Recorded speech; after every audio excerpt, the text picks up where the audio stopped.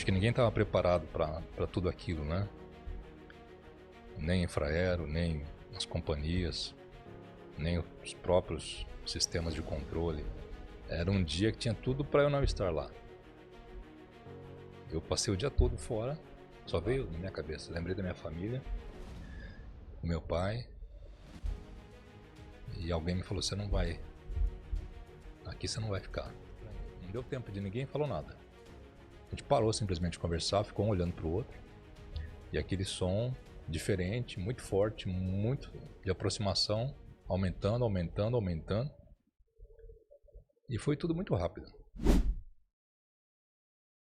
Olá, vencedores! Sejam muito bem-vindos a mais um episódio do seu podcast Arte de Vencer. Meu nome é Cláudio Gonçalves. Se você é novo por aqui, seja muito bem-vindo. Te convido a se inscrever no nosso canal, a visitar as nossas redes sociais e dar o seu like.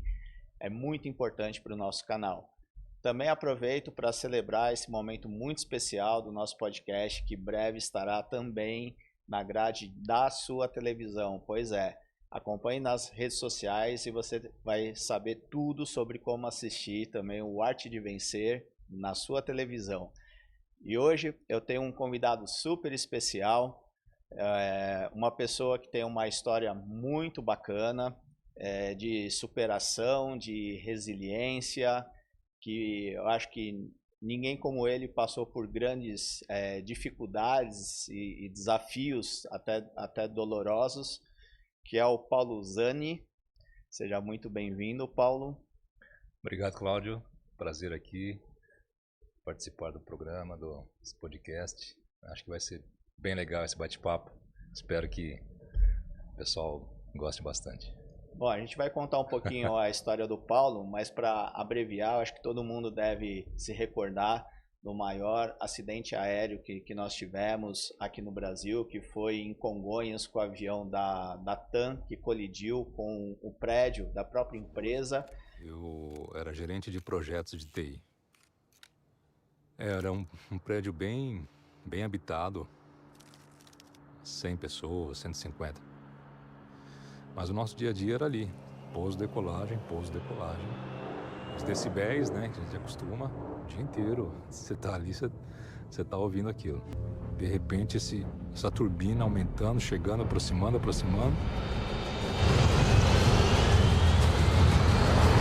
Um som muito alto de aproximação. Foi só a questão do impacto, né? E o Paulo é uma dessas pessoas que sobreviveram. Ele estava no prédio da TAM quando o avião colidiu e ele sobreviveu a esse acidente. Então nós vamos também contar um pouquinho essa história. Fiquem atentos, acompanhem, que eu tenho certeza que muitos detalhes ali vão ser revelados e você vai entender um pouquinho do ponto de vista não da imprensa, mas de quem esteve lá, in loco, vivenciando tudo aquilo, como é que foi tudo isso, né? Mas, Paulo, eu queria, inicialmente, eu sempre gosto de trazer a trajetória da pessoa, né? E você é um profissional da área de TI, inclusive lá na TAM você trabalhava nessa área de TI, você era responsável pela área de TI, era isso? Não, participava de uma equipe, né? Que era uma área muito grande, então eu fazia parte de uma equipe dentro da área de tecnologia da TAM. Tá. E eu queria saber um pouquinho, assim, da sua infância, como é que foi? Você já sonhava desde a infância trabalhar nessa área de tecnologia? Quais eram os seus sonhos? Você é de Lins, interior de São Paulo, é isso? Isso, Lins, interior de São Paulo.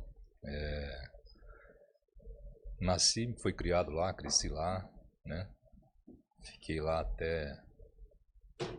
Estudei, né? E me graduei lá, graduação de tecnologia. Porém, Cláudio, tecnologia, eu acabei decidindo, na época, final dos anos 80, mas minha primeira opção não era tecnologia. Eu não sabia, assim, nem conhecia, era uma coisa muito nova, né? Sim. Aliás, eu tinha feito ali um ensino médio na época e ainda estava muito em dúvida, mas como eu já tinha começado, olha só que eu já trabalhava em rádio, emissora de rádio. Em rádio? Com 16 anos eu comecei. No interior mesmo. Lá mesmo. Comecei com 16 anos, aquela paixão, aquele amor pelo rádio, né? O FM, que era muito novidade na época. E gostava de música, então me deu assim, falei, eu quero isso pra mim, quero fazer rádio. E aí comecei, depois que eu fui fazer a faculdade, eu até fiz 1 ano de jornalismo. Né? Mas foi algo que olhava o futuro e profissionalmente, né? Já na época estava muito questionado a questão do diploma, né? Já estava esse debate lá atrás. Eu acabei me desencantando e me preocupando um pouco com o futuro, né? Sempre gostei muito de administração de empresas também. E aí eu desisti do jornalismo, fui fazer em Bauru. Hoje é a Unesp lá, mas ainda era uma escola particular. Fiz 1 ano e desisti. Aí fui fazer administração, uma coisa que me agradava também. Aí comecei, acho que eu fiz 1 semestre, alguma coisa assim, aí chegou um curso de tecnologia, na época, lá em Lins, que ainda era Escola de Engenharia de Lins, era uma escola muito forte, muito famosa, né, na área de engenharia. Hoje é a Unilins, né, virou uma universidade. E aí chegou, falei, acho que eu vou experimentar, porque isso aqui olhando em futuro, né, eu mal sabia o que era, mas olhando o futuro, eu preferi arriscar e mudei completamente, né, em termos de humanas para sair para exatas, mas eu me adaptei bem, gostei, sofri um pouco no começo ali para entender, né, no começo de curso você acaba, mas aprendi, foi muito bom em termos de carreira profissional. Aliás, tem muita história para falar disso, são mais de 30 anos. Sem dúvida. Né? Hoje aí, só se fala disso. Né? E aí foi uma bela escolha que eu tomei naquele momento, mas foi um momento para mim também muito difícil, né? Eu estava ali, minha mãe tinha acabado de falecer, bem nesse momento que eu estava escolhendo o que eu ia fazer. Então eu era muito novo, ela faleceu muito nova, então isso também eu usei até como ali um desafio, até para superar uma dificuldade, né, um momento familiar. Eu acabei ali decidindo e fui para né, fiz uma escolha e logo 1 ano, 2 anos depois eu acabei mudando. E acho que acertei na escolha e comecei, né, depois da graduação, comecei lá mesmo na cidade de Lins. É uma cidade pequena, não tinha tantas opções de trabalho, mas ainda tinha, né, algumas opções que eu consegui encaixar ali. E comecei a trabalhar como programador de computador júnior. Foi meu primeiro emprego em tecnologia. Mas eu já estava ali trabalhando, né, na Clube FM na época, na rádio. Fazia ao vivo, eu fiquei... Você conciliava a rádio com... Durante todo o meu tempo de faculdade eu já trabalhava. Então eu conciliava meus horários, porque eu fazia ao vivo mesmo, dentro do estúdio. Então conciliava e fiquei 10 anos ali trabalhando lá na emissora, enquanto eu estudei e tal, e comecei a trabalhar com tecnologia durante o dia, saía às 5h30, 6 horas, corria para o estúdio e fazia ao vivo até 10 da noite, às vezes até meia-noite. E fiquei nesse ritmo aí bastante tempo. E era uma loucura, porque eu sabia que tinha que estudar mais, tinha que continuar estudando. E teve uma época dessa que eu saía às 5h30, entrava na emissora às 18h, durante a Voz do Brasil, das 19h às 20h, eu corria para a escola de inglês para fazer inglês. Se virava. Nem comia. Então, assim, eu ia comer só depois, jantava e tal. Então, era uma loucura. Então, eu muito novo ali, já querendo mais, né? Eu sabia que eu precisava de mais, e assim, era uma aposta, né? Muito novo e... O que é mais engraçado dessa história é que na rádio você trabalhava muito com pessoas. E na área de TI, hoje se trabalha muito com pessoas, mas antigamente era um trabalho meio sozinho ali. Né? Você ficava isolado, só recebia ali, falava com o seu tutor, né, o seu analista ali que passava o trabalho, e você ficava muito isolado, realmente. Era uma coisa, por isso que falava, exatas, você não fala com ninguém, só fala com a máquina, né? Então era bem essa lógica mesmo. Mas que com o tempo hoje é muito mais pessoas Sem do dúvida, que... Né? Mas é legal você ver essa evolução também, né? Que a própria área trouxe. Né? Mas é engraçado que o rádio me ajudou muito. Eu era muito tímido. Falei, como é que eu posso, uma pessoa tímida como eu, trabalhar em rádio? E isso foi uma superação para mim também. Era um desafio, eu coloquei aquilo na cabeça e falei, eu vou conseguir. né? Comecei a ouvir, falei, não, eu quero isso para mim, eu vou trabalhar lá. Em questão de 6 meses eu consegui, né? Comecei fazendo teste e tal. Comecei no horário de domingo à noite. Imagina, 16 anos, você ir para um estúdio, domingo às 22 horas, até meia-noite. Hoje em dia é difícil você imaginar, né? Um garoto com essa idade e fazer um tipo de coisa assim. Domingo à noite pegava o ônibus, ia para o estúdio lá, ficava. E mais, no sábado à tarde eu ia preparar a programação. Pegava lá os LPs, ficava a tarde inteira de sábado dentro do estúdio pesquisando o que eu ia tocar no... E era música orquestrada. Olha só, que coisa. E aí, mas depois eu criei o FM, né? Isso era no AM ainda. Aí depois eu consegui uma oportunidade para o FM, que era o que eu queria. Comecei a trabalhar final de semana. Então, assim, tem história que faz as conexões, né? As pontes para chegar onde a gente chegou. Então, isso eu tenho orgulho, né? Porque isso me ensinou muito. E essa questão de relacionamento com pessoas, o rádio me ensinou muito, né? Então, foi muito rico para o meu crescimento, né? Para saber lidar hoje, durante a minha carreira. Isso me ajudou bastante, né? Porque era um rádio sem internet, sem celular. Então, era no presencial, no físico, telefone analógico, né? Então, a gente atendia telefone, ficava no estúdio sozinho, fazendo tudo. Então, as pessoas iam lá para conhecer. As pessoas gostavam de ligar, pedir música. Porque o FM era o que tinha de novidade, né?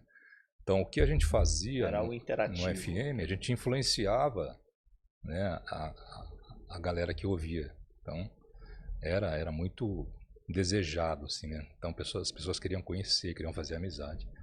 Mas isso tudo me preparou muito para o mercado depois, né? Minha carreira de TI. E aí eu fui transicionando, né? E chegou um momento que eu precisei, a empresa que eu trabalhava lá encerrou, faliu, e aí eu tive que procurar. Naquela época eu fui para Campinas trabalhar. Saí de Lins, aí eu deixei o rádio. Em 94, aí deixei o rádio, fiquei só na TI. E aí foi. Depois eu focou na carreira mesmo. Foquei na carreira em TI. Só depois, mais tarde, que hoje eu tenho um projeto. Tenho um projeto de flashbacks, tal, gravado, de preparo e tal. Mas tem um projeto que eu já estou há 15 anos no ar, que é o programa Naftalina, que são anos 70, 80, 90, que é o meu hobby, é o que eu gosto de fazer nas horas de folga para me divertir. E a partir daquele momento eu segui na TI, né? Fiquei em Campinas 2 anos, aí voltei lá para a minha cidade, fiquei mais uns 8, 10 anos trabalhando ainda naquele modelo tradicional, né, de FM, que era chamado CPD, né? Hoje não existe mais, né? Era um CPD. Mas só depois desses 10 anos aí apareceu uma oportunidade em São Paulo que eu deixei, né? Me mudei para São Paulo para uma oportunidade na TAM, né? TAM Linhas Aéreas, que ainda era TAM. Então você veio para São Paulo por causa da TAM. Sim. Quantos anos você tinha, né? 2001, acho que eu tinha uns 30, 32, 31, por aí. 31, 32. 2001 foi quando eu me mudei para São Paulo. E aí também foi outra superação, né? Porque eu não queria ir para São Paulo, insisti no interior por 10 anos. E aí chegou um momento que não tinha mais, né? A empresa que eu estava já não tinha mais para evoluir, mudar, projeção de carreira. E eu sempre queria mais, né? Então, só que eu não queria vir para São Paulo. Eu já tinha as filhas pequenas, tenho 2 filhas, né?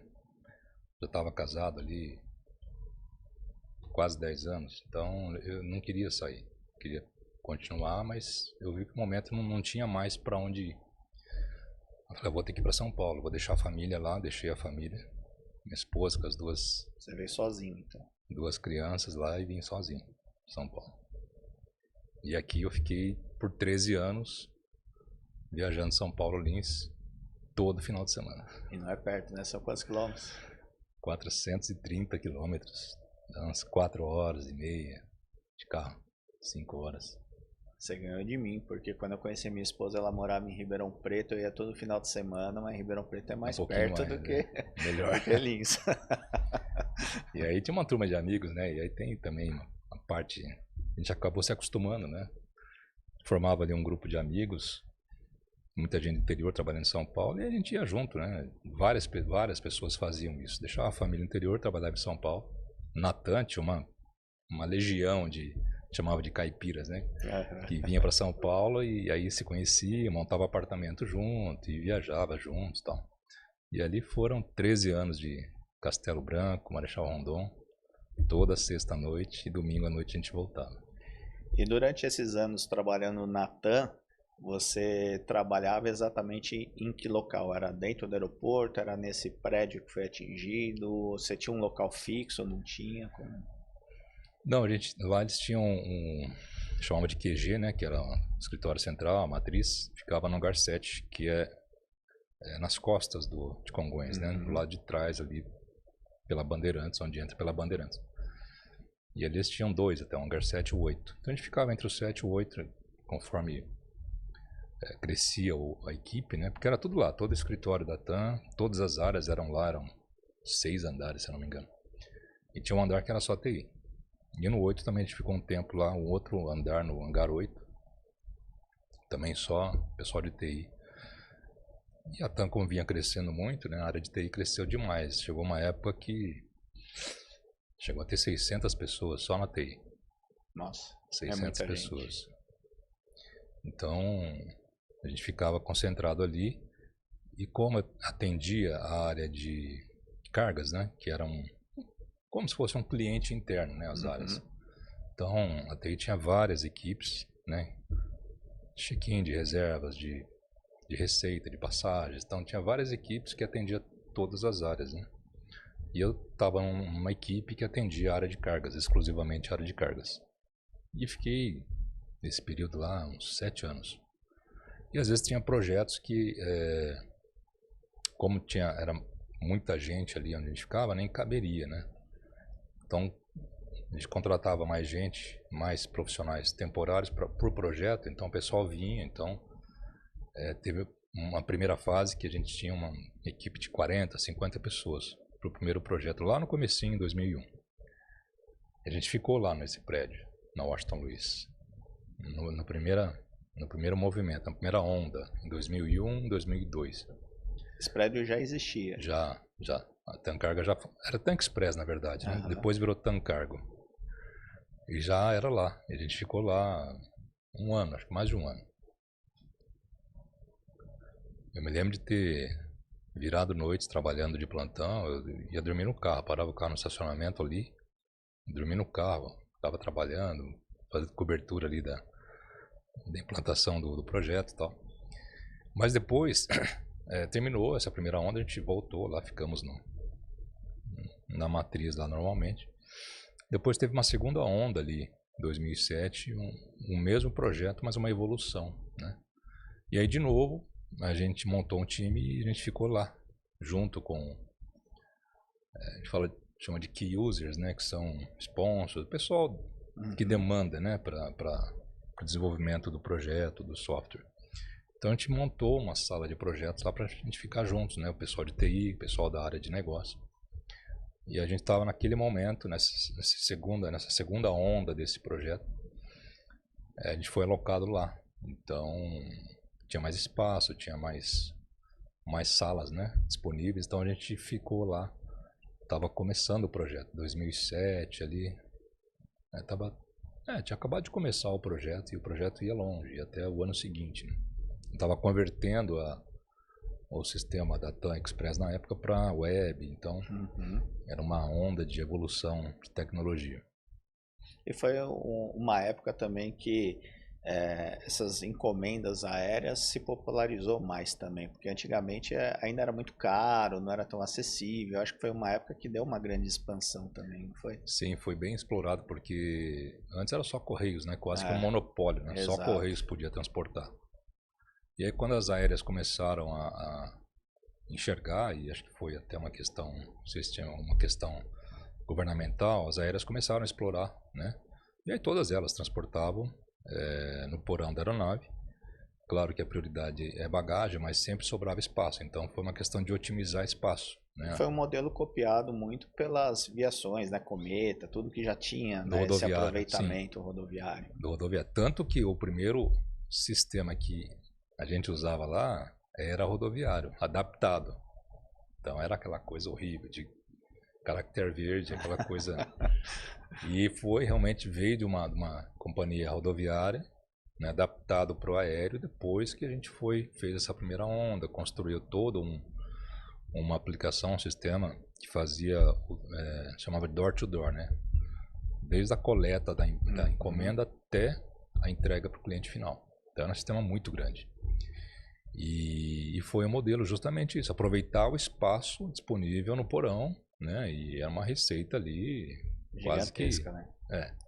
Custo zero, né? Porque aquele espaço ia vazio de qualquer maneira. Exato. Se colocou carga, você está fazendo uma receita nova, né? Sem Dinheiro novo, né? Que falava, dinheiro novo na mesa. E o dia a dia ali trabalhando ali próximo do aeroporto, e eu morei muitos anos próximo do aeroporto também, eu falo que a gente vai acostumando com algumas coisas, né? Com os barulhos, a gente vai com a rotina, né? E a gente percebe tudo que sai um pouco fora dessa rotina, né? Então, eu lembro quando eu morava no bairro de Moema e quantas vezes eu não via o aeroporto, mesmo depois do horário estabelecido de fechamento, né? Que ele tem horário para abrir, tem horário para fechar. E mesmo assim você via, às vezes, fora desse horário, aviões pousando, tudo, né? Então você consegue enxergar quando algumas coisas saem fora da rotina.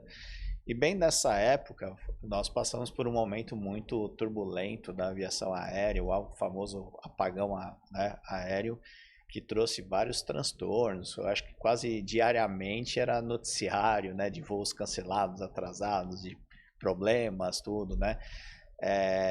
Inclusive, né, um ano antes, em 2006, né, já houveram casos ali de quase acidentes também. Tivemos um Boeing que derrapou na pista, né? Nós já vimos vendo algumas coisas acontecendo, né? Para quem está ali no dia a dia do aeroporto, isso trazia algum tipo de aflição vendo tudo aquilo acontecendo? Ou não? Era uma coisa assim que o foco era tão grande no trabalho que não dava tempo de parar para pensar que em algum momento aquilo poderia colapsar, alguma coisa mais grave poderia acontecer? Não, na verdade, a vida ali era normal. Acho que para todos, né? Para quem estava no meio trabalhando.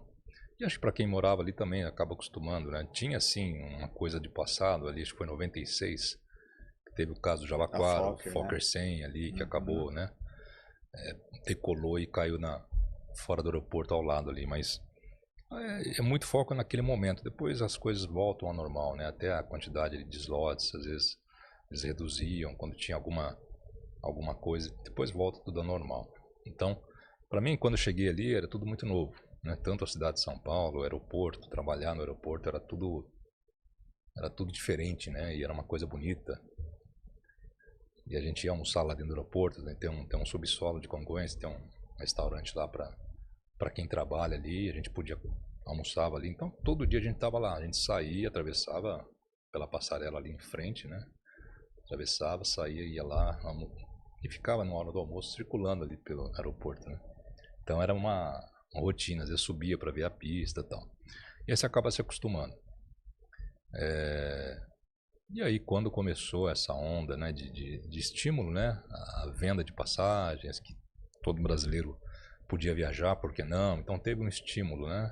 As vendas cresceram absurdamente. Bom para o governo, bom para as companhias aéreas. Só que acho que ninguém estava preparado para tudo aquilo, né?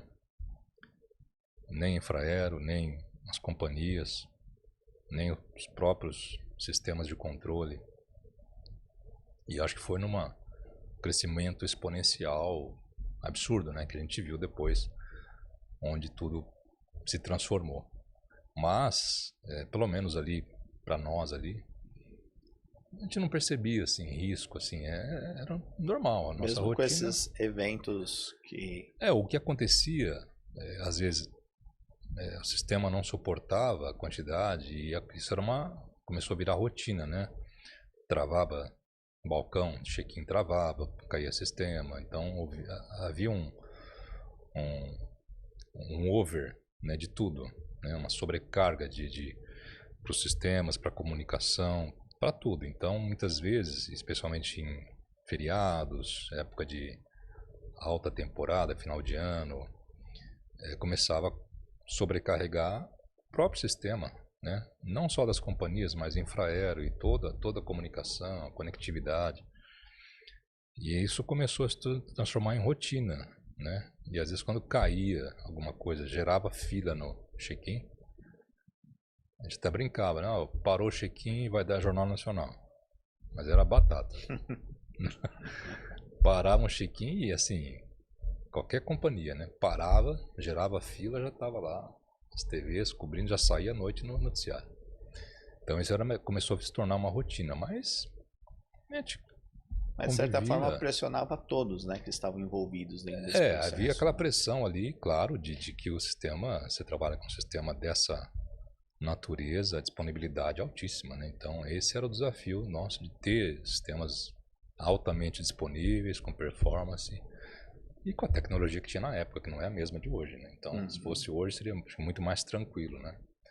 Mas era um momento ali ainda que você não tinha tanta velocidade para subir, escalar servidores, escalar sistemas para poder suportar aquilo, né?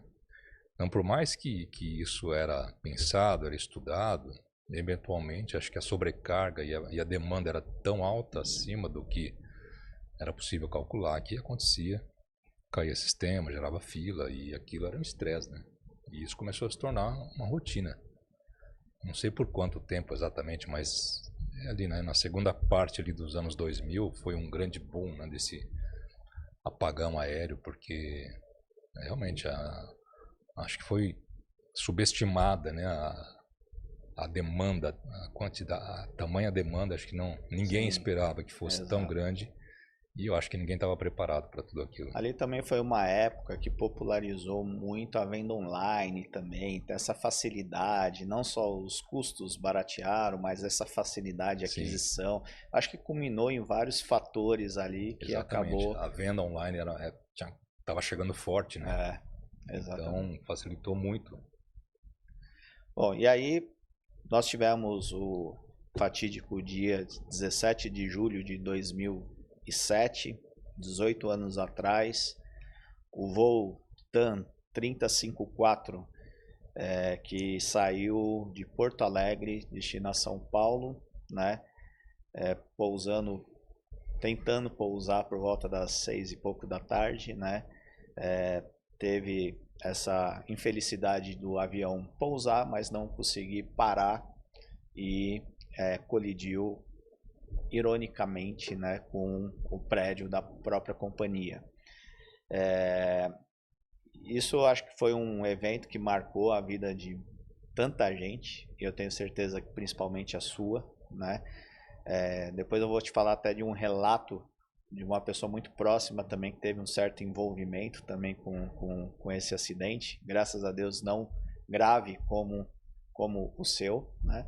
Mas o que é interessante é que esse voo, ele tem algumas histórias interessantes, né? E eu gosto sempre de trazer as histórias das pessoas que deveriam estar naquele voo e acabam não estando, né? Sempre teve alguma coisa que acabou tirando desse destino. E para mim o mais marcante é que naquele voo era para estar o time de futebol do Grêmio, né? E poderia ter sido uma tragédia, talvez com uma repercussão até maior, se o time do Grêmio estava lá. Era um avião que tinha as passagens compradas para um jogo que ia ser em Goiânia e ia fazer a conexão, né, aqui em São Paulo por esse voo. E um dia anterior, o presidente do Grêmio lá cancelou tudo e decidiu ir no dia seguinte, né? E também muitas pessoas ali que fizeram alterações, tudo, né? E a gente vê comportamento muitas vezes do destino de algumas coisas acontecerem. E também eu acho que foi um momento ali que, apesar da tragédia, talvez pudesse ter sido de pior proporção se fosse num horário mais cedo. Afinal de contas, o prédio Você lembra mais ou menos quantas pessoas trabalhavam no prédio no horário de expediente normal ali? Não tenho, Cláudio, esse número exato, mas com certeza estaria muito mais habitada, se fosse uma hora antes, por exemplo. Que estaria praticamente todo mundo ali, né? Mas naquele momento ali, trabalhando em cima, acho que tinha umas 20 pessoas. E embaixo sempre muito mais, porque tinha muita cliente, né, que vai levar a encomenda, os parceiros, né? Então é um movimento. E aliás, no final do dia era um horário bastante movimentado. Mas aquele dia, acho que por conta da chuva, não estava tanto, né? Mas com certeza as consequências poderiam ser bem piores. Talvez acho que fosse um pouco mais cedo. Sim. A gente vai fazer um pequeno intervalinho e a gente já volta para contar toda essa história agora do acidente em si. A gente já volta. Aguenta aí um pouquinho. Quero agradecer aos nossos patrocinadores, ao Espaço da Audição, também empresa de aparelhos auditivos, o aparelho auditivo mais vendido do Brasil. A PKT Studio, aqui do Shopping Parque da cidade. Brunt Ciative, uma agência de marketing que vai cuidar de todo o marketing da sua empresa. Bom, vamos lá, Paulo. A gente está relembrando aqui o acidente e eu queria, antes do dia 17 de julho, eu queria resgatar o dia 16, o dia anterior. Eu acho que poucas pessoas falam, né, sobre o dia 16. Mas no dia 16 nós já tivemos alguns fatos ali que já davam margem para que a gente enxergasse que alguma fatalidade mais séria poderia acontecer, porque no dia anterior eu acho que já tinha derrapado um avião da Pantanal ali, que pousou e derrapou, foi parar no gramado. 4 pilotos já tinham tido muitas dificuldades no pouso, sendo que um deles da própria TAM conseguiu parar a poucos metros ali de finalizar a pista. Eu entendo que a sua área era uma área de TI, talvez não tivesse esse envolvimento nas coisas que aconteciam do aeroporto, mas entre vocês ali, de dentro da companhia, chegavam a discutir ou ter preocupação em relação a esses fatos que antecederam o dia do acidente? Não, Cláudio, ali realmente não, porque esses assuntos, né, eram tratados muito direcionados, né, para áreas técnicas, área de engenharia, área de segurança, controle de malha. Então, realmente, não chegava para a gente esse tipo de discussão. Era muito bem direcionado para as áreas específicas, né? O que acontecia, às vezes, uma coisa muito, né, fora, o pessoal comentava, mas... Tanto que não lembrava desses fatos que você colocou do dia anterior. Não lembrava disso. Mas, realmente, você falando, eu ouvi depois, né? Matérias ou até pessoas falando, mas a gente não tinha esse conhecimento ali naquele momento. Mas assim, o que a gente, né, era comum entre nós ali é a questão da alta demanda, né, do volume, da movimentação, quer dizer, tudo crescia em cascata, né, aumentava o volume de voos, aumentava a procura, aumentava também o transporte de carga, então a gente sentia isso na questão de crescimento, de investimento em inovação, investimento em atender a demanda que vinha crescendo, né? Mas entre nós ali, assim, esse tipo de coisa realmente não chegava internamente. Você ouvia, às vezes, alguma coisa por fora. Uhum. Né? E me conta como foi o dia 17. Uma terça-feira, né? Foi uma terça-feira. Não lembro se estava chovendo de manhã, mas acho que choveu o dia todo. É que São Paulo, geralmente de manhã faz sol e chove só à tarde, né? Mas para julho, garoa, assim, né? Para julho não é muito comum, né? A chuva em julho, no meio do ano, meio de julho. Estava um dia frio, mas eventualmente chovia à tarde, até hoje. Mas foi um dia normal. É engraçado que, apesar de estar alocado naquele prédio, dentro do TAM Express, eu passei o dia todo lá, do outro lado, em reunião, no Hangar 7. Então, Era um dia que tinha tudo para eu não estar lá. Eu passei o dia todo fora, lá na matriz, e só fui lá para o final do dia. Parece que eu fui lá só para passar por aquilo tudo. Esse que foi o mais... Isso te faz pensar sobre muitas coisas? Por que que eu voltei lá? Com certeza. Foi uma das coisas que eu mais refleti, né? Por que que eu voltei lá? Porque a princípio já tinha encerrado o expediente. Não tinha muito motivo para Eu não voltar teria lá. motivo, porque como a gente ainda usava muito, não tinha muito costume de usar notebook, laptops, a maioria todo mundo usava desktop, então ficava o computador na sua mesa lá e o meu tava lá. E tinha minhas coisas ali, então eu falei, vou voltar. Peguei uma carona, saí do hangar 7, peguei uma carona de volta pra lá, falei, só vou subir, pegar minhas coisas e tal, ver uns e-mails e já vou embora. Só pra isso que eu fui. Você lembra que horas que você chegou lá? Acho que eram umas 6 da tarde. Questão de meia hora, mais Que ou eram umas menos. 6 Você da tava tarde. lá, então. 10 para 6, 6 horas, mais ou menos isso. E aí foi só o tempo de subir. E realmente, eu olhei, sentei, vi os e-mails e tal. E tinha um amigo que tinha acabado de chegar pro projeto de Araraquara, que é o Vanderlei. Ele não era aqui de São Paulo? Não, também de Araraquara. Tá. Ele tinha acabado de chegar também para participar do projeto. E aí ele tinha chegado naquele dia. Eu falei, bom, o Vanderlei deve estar lá e tal. E aí eu ia me encontrar com ele. E realmente ele estava lá. Então foi esse tempo só de chegar ali, ver os e-mails e tal, arrumar as coisas. E eu já estava preparando para ir embora. Vamos passar no banheiro só e já vamos descer. Você estava no terceiro andar. E o prédio tinha 3 andares aí. Você estava no último, então. É que era aquele prédio muito antigo, né? Ali acho que era prédio da Armazém do Café, acho que era antigo. Que era do governo, quando tinha aqueles armazéns de café. Eu não me recordo.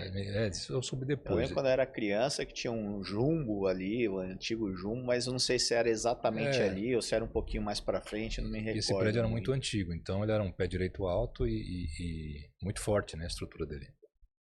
Só depois que eu soube disso, eu não sabia também. Então, a escada dele era muito larga, uma escada extremamente larga, bem no centro do prédio. Então 3 andares, mas era bem alto, né? Pé direito muito alto. Então não sei quantos metros ali o terceiro andar, mas era bem alto. Mas eram 3 andares só, um elevador de carga também enorme. Era o único elevador que tinha. Então era um prédio mesmo, né? Preparado, construído para armazenamento, para armazém mesmo. Então a gente estava no terceiro andar. E a ideia era essa, só já tinha me preparado, levantei. E a gente deu aquela paradinha no corredor, no final do dia. Aí parei ali, o Vanderlei também parou, aí chegou mais um, mais outro. Ou seja, paramos em 6 pessoas ali no corredor, todo mundo se preparando para ir embora. Aí conversa e tal, ficamos conversando ali um pouquinho. E o pessoal que trabalhava ali, né, pessoal da área de cargas, pessoal de negócio. Então não era só a parte de TI. Não, a TI era poucas pessoas ali, né? Era só eu, mais 2 ou 3. Que era uma área de negócio, né? Da área de inteligência, né? Da área de cargas da TAM. Ficava toda concentrada ali. E ali a gente parou ali para conversar um pouquinho. Aquela conversa no final do dia e tal. E aí que eu brinco, né? Falar, bater papo pode salvar a nossa vida. Então, conversa de corredor, né? Foi exatamente o que aconteceu, porque infelizmente... Porque antes você estava na frente aonde o avião colidiu ou normalmente você ficava mais no fundo ali? A sala que a gente estava era próxima tinha um paredão lateral, tinha um posto de combustível ao lado. E tinha um paredão nesse posto aqui, né? E eu acho que a gente estava ali, bem próximo desse paredão. E aí o que eu falo? Infelizmente tinha alguns amigos ali que estavam sentados na hora, acho que pelo menos umas 3 pessoas, que eles ficaram sentados, não estavam lá com a gente. E a turbina pegou justamente nesse paredão. Ou seja, se você estivesse ainda na sua mesa respondendo e-mail, não ia tudo, sair. Como eles não saíram. Eu soube de 3 amigos lá que estavam ali sentados e não saíram, porque a turbina bateu ali. E aí aquela fogo, fumaça. Mas, como a gente saiu, estava no corredor conversando, a gente teve a chance de procurar, naturalmente inclusive, né? A gente procurou a área de escape, uma área em direção ao elevador, em direção à escada, buscando a área, o hall do elevador, né? Fora ali da sala. o que você lembra assim do momento? Você lembra do barulho? Você lembra da vibração? O que você lembra naquele momento? O ficou mais marcante foi o som, né? O som da turbina aproximando, porque quando você perguntou, acostumava com o dia a dia, assim, a gente acostuma ali, né? Com os aviões pousando, decolando, você acostuma com a intensidade da turbina, então você, teu ouvido acostuma. Sim. Qualquer coisa que sai do tempo, né? Que ele passava muito perto ali. Então as turbinas o dia inteiro se acostuma com o tempo, né? A altura do volume do som e o tempo, né? Qualquer coisa que saía fora, você já, opa. Então você tinha uma diferente. noção de que era um avião. Não, sim, era uma turbina, só que a gente tava conversando ali entre nós, aí todo mundo parou. Ué, estranho, não deu tempo de ninguém falou nada. A gente parou simplesmente de conversar, ficou um olhando pro outro, e aquele som diferente, muito forte, muito de aproximação, aumentando, aumentando, aumentando, e foi tudo muito rápido. A aeronave entrou ali numa velocidade de 180 km por hora, não sei se você sabe disso. Sim. Quando ele sai da pista, ele vem a 180 km por hora. Foi a velocidade do impacto. Então foi muito rápido, né? Aquela turbina se aproximando, aí aquele estrondo. Não deu tempo de nada. A gente parou assim, já todo mundo correu para fora. Mas você não chegou a ver o avião, nada? Nada. É tudo muito fechado. Foi o estrondo e já É. o instinto de sair de lá. A gente sabia que alguma coisa errada aconteceu, mas eu também não tinha essa noção do que foi, né?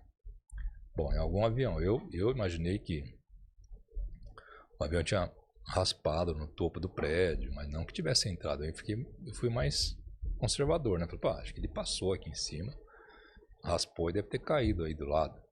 E ele caiu um pouquinho mais para baixo de onde você estava, né? Acho que foi entre o primeiro e o segundo, alguma coisa assim, né? Porque ele embicou, né?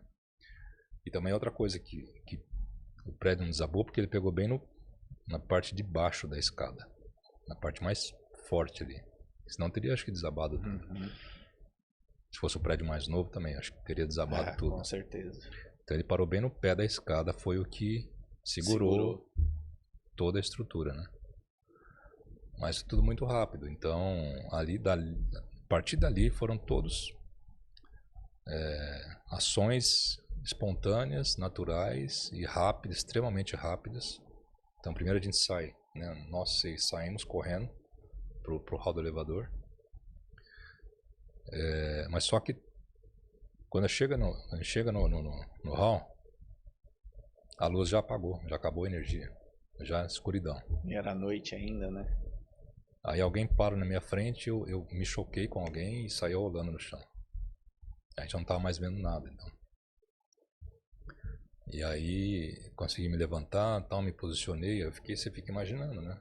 Onde é que eu tô? Bom, acho que eu tô aqui no meio do hall, o elevador tá aqui, a gente tava lá, tem um corredor para cá, aqui não tem para onde sair. Escada caracol tinha, mas você não lembra onde tá. Eu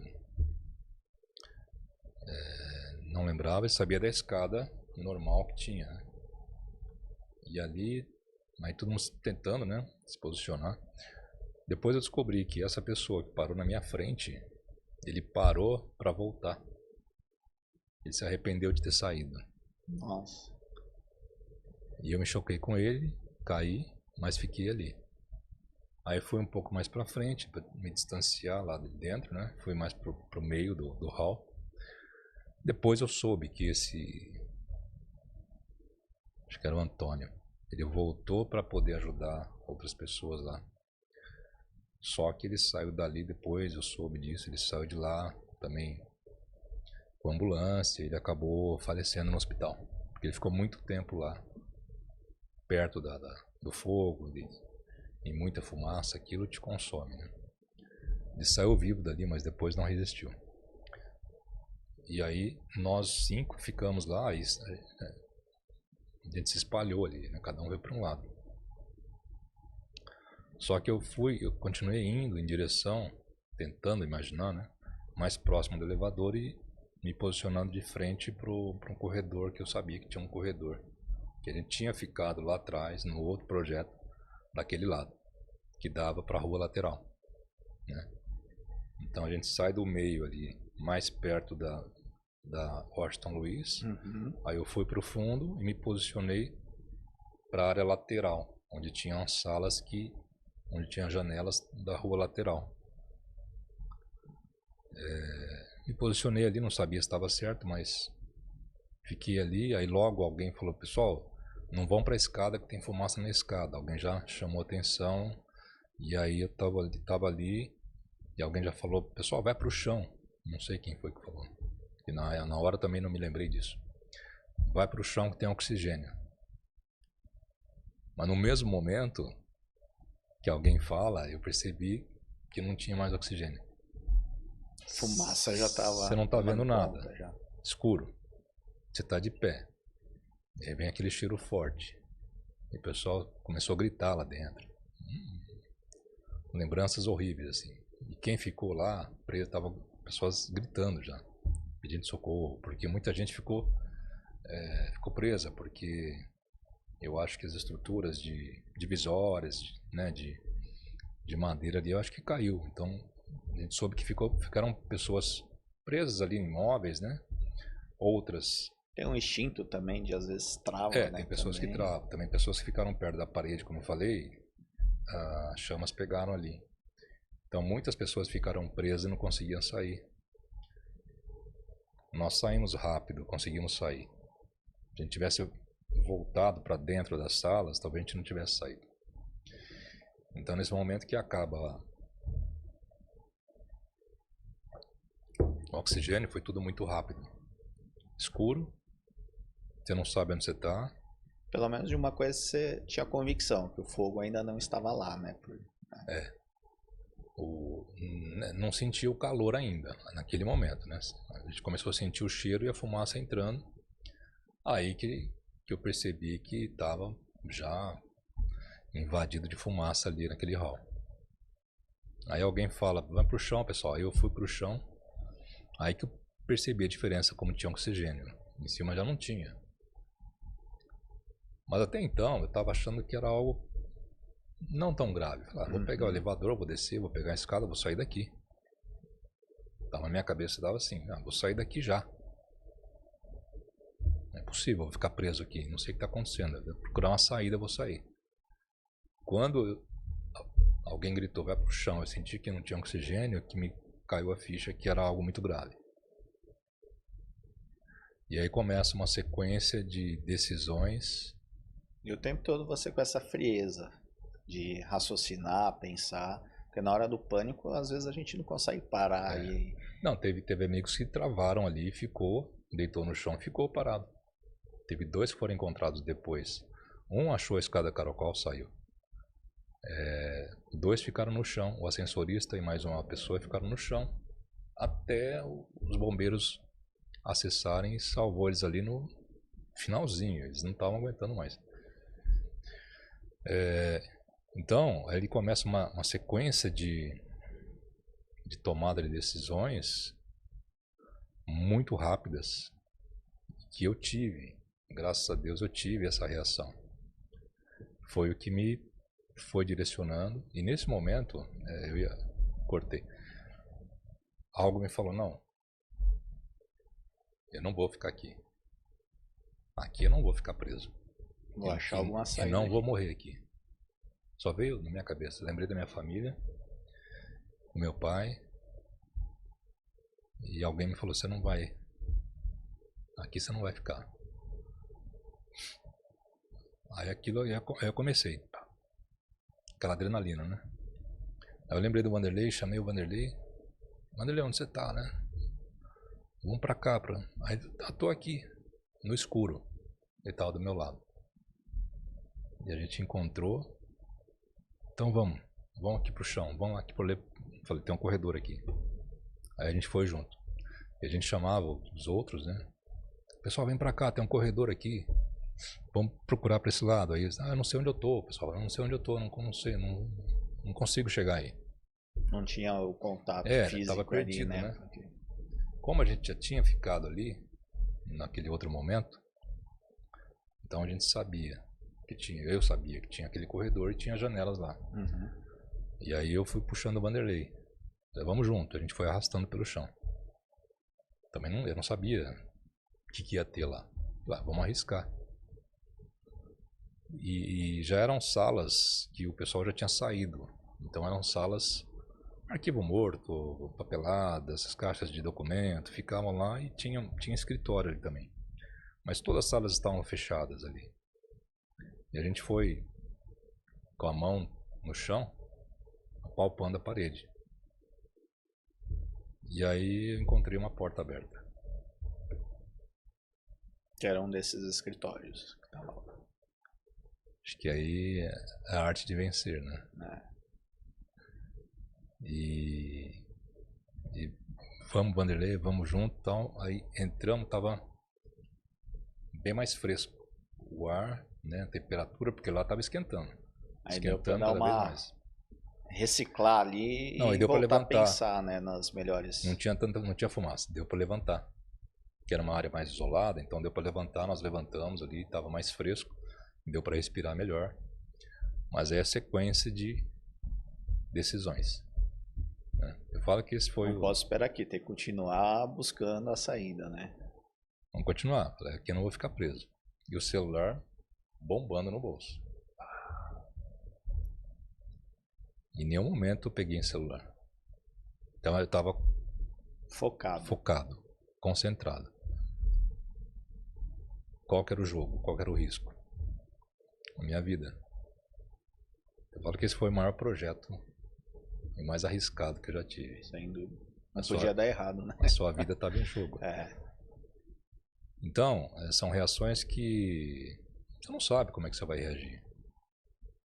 E eu, graças a Deus, eu tive todas as decisões acertadas. Você imaginava que você poderia ter tanta frieza ali num momento tão crítico, ter esse discernimento dos próximos passos, de planejar? Você se conhecia dessa forma? Para mim foi uma surpresa também. Eu não tinha ideia, não tinha noção que eu seria capaz disso tudo, né? Você se vê numa condição de extrema pressão agressiva, absurda, e a reação que eu fui tendo, para mim, jamais eu podia imaginar. O que me surpreendeu também. E eu sabia que estava perto. Eu tinha uma convicção concreta de que estava perto. Falei, falta só mais um pouquinho. E aí quando a gente entra na sala, eu já visualizei as janelas, entrava um pouco de luz, e o Vanderlei já estava começando ele não estava reagindo muito. Eu que estava direcionando, puxando ele, porque ele estava um pouco mais abalado.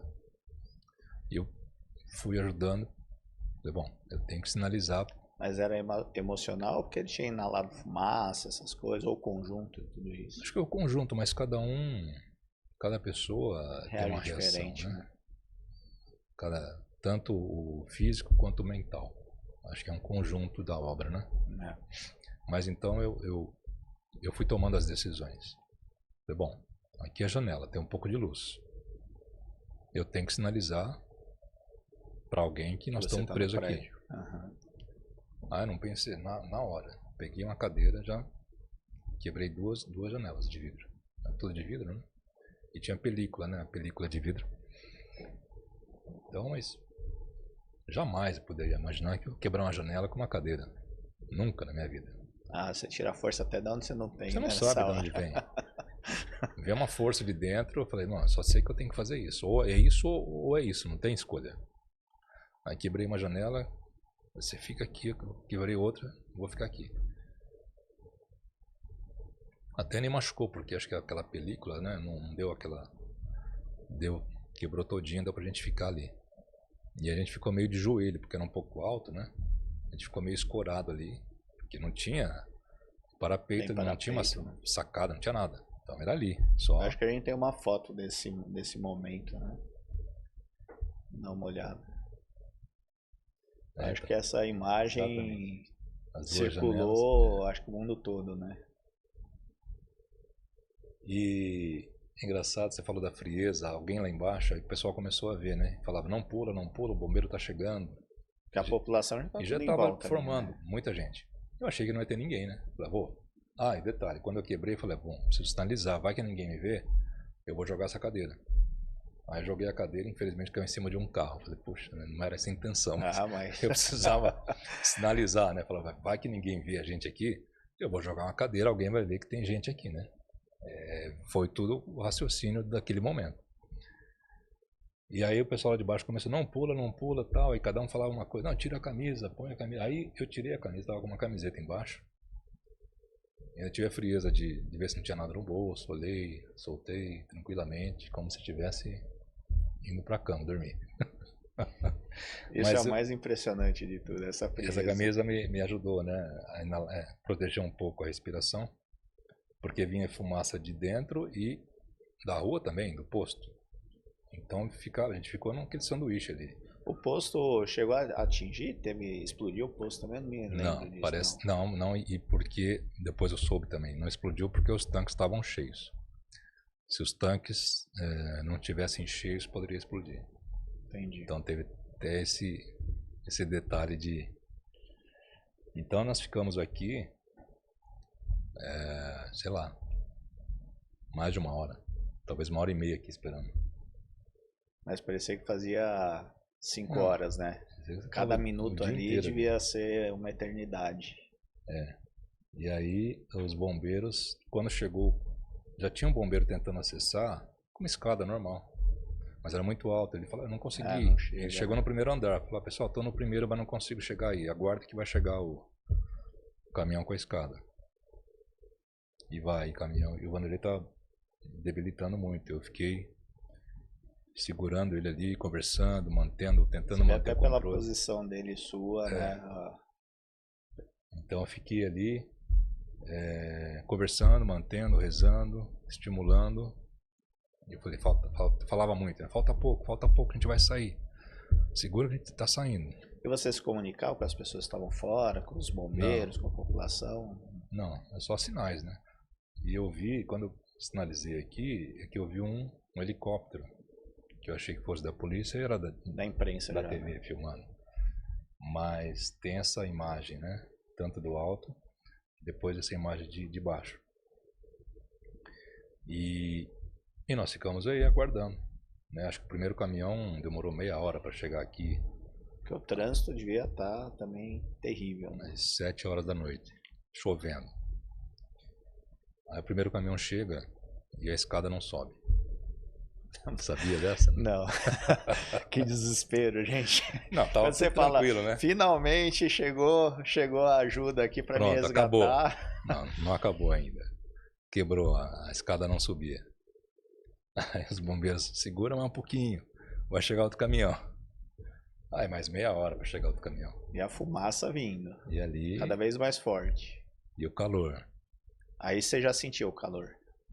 Vinha, né? Quando batia o vento, vinha um calor de dentro. E às vezes vinha da rua e a fumaça junto, né? Então vinha às vezes uma pressão de dentro e o vento da rua trazia. Então fazia esse movimento para tentar amenizar um pouco a fumaça. E é engraçado, né? Que eu falei, cada um reage de uma forma, né? Depois o Vanderlei me contou que ele teve mais queimaduras internas do que eu. Ele ficou internado, acho que umas 2 noites.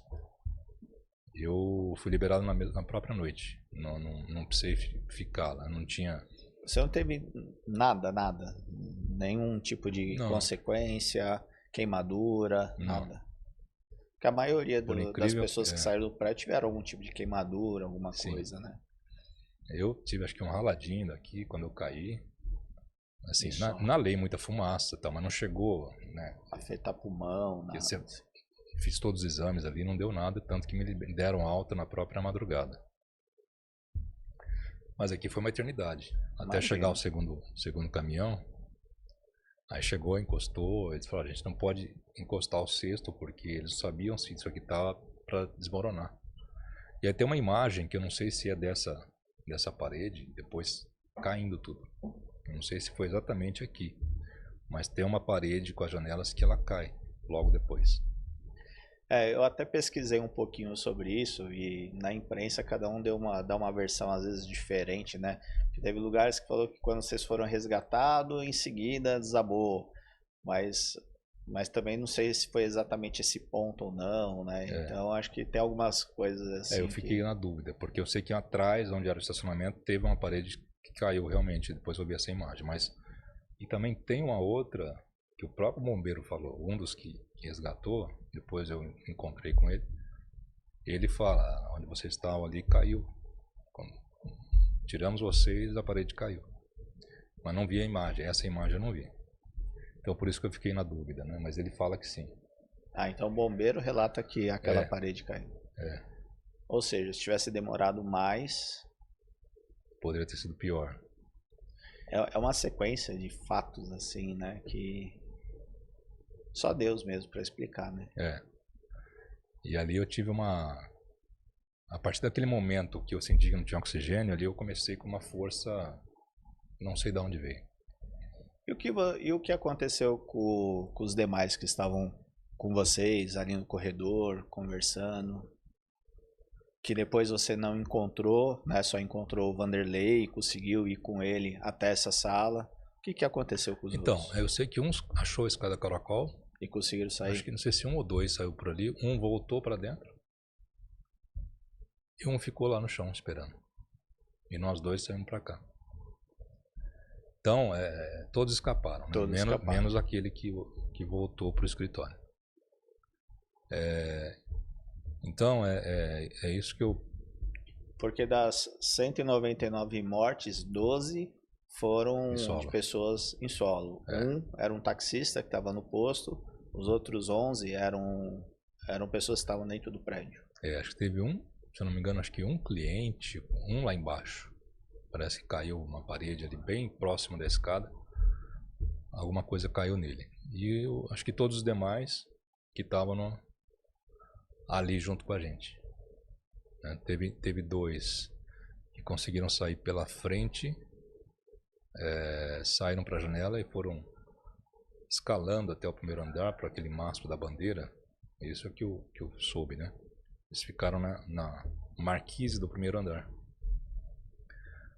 E eram um rapaz e uma menina. A menina, acho que caiu dali do primeiro andar.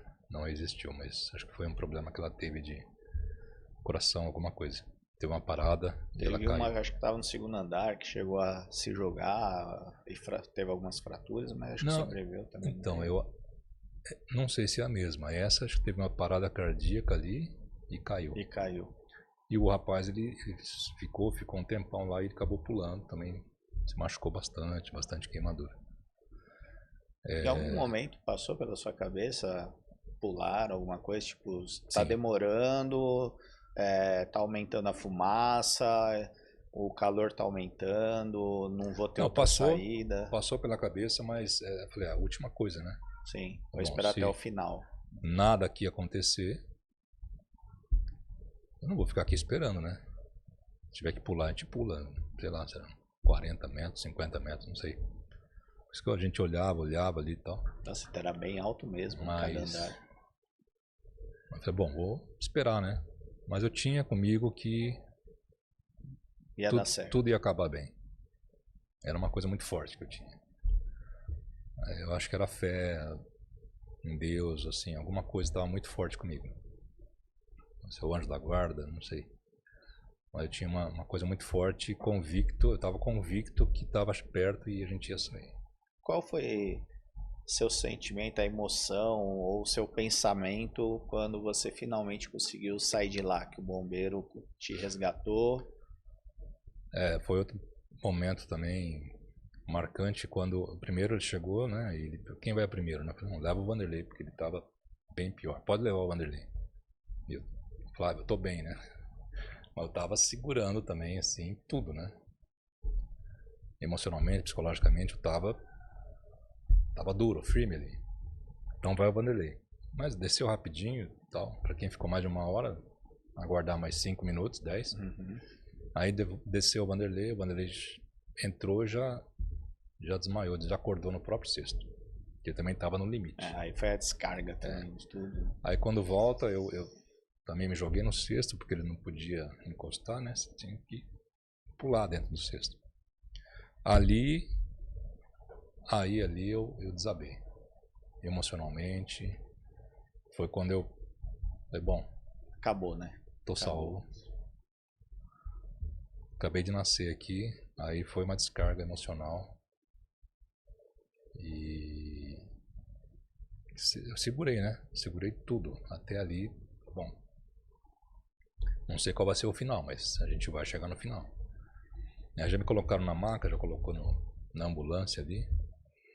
Aí eu tava tão pilhado, tão adrenalina assim, que a enfermeira falou, você quer ligar pra alguém? Eu falei, não, liga pra minha esposa. E deu o número de cabeça, assim. O número tal. Ligou pelo celular dela. De cabeça, é esse número. Mas sua família sabia que você estava dentro do prédio? Então, isso foi também uma outra jornada ali difícil, porque eu tinha acabado de ligar para casa, tinha falado com a Eliane, minha esposa. Então ela sabia que você estava indo para lá. Não, ela sabia que eu estava lá, então eu sempre ligava no final do dia. Tinha acabado de falar com ela e tal. E aí demorou para elas perceberem, as minhas filhas.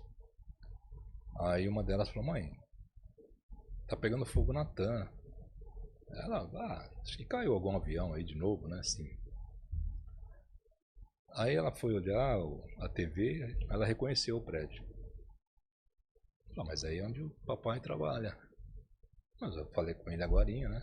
Aí voltou a ligar. Começou a ligar. Então você tinha falado poucos minutos antes de tudo acontecer. Então ela estava tranquila, né? Mas quando ela viu a imagem, ela reconheceu pela TV. Aí começou a ligar. Aí não atendi ninguém. Aí é o desespero, né? Não, aí ela ficou preocupada quando outras pessoas, amigos da família, começaram a ligar para ela. Aí ela sentiu a gravidade. Ela, bom, até então ela estava tranquila. Mas aí amigos meus começaram a ligar para casa, para ela, a família e tal. Aí ela começou, falou, bom,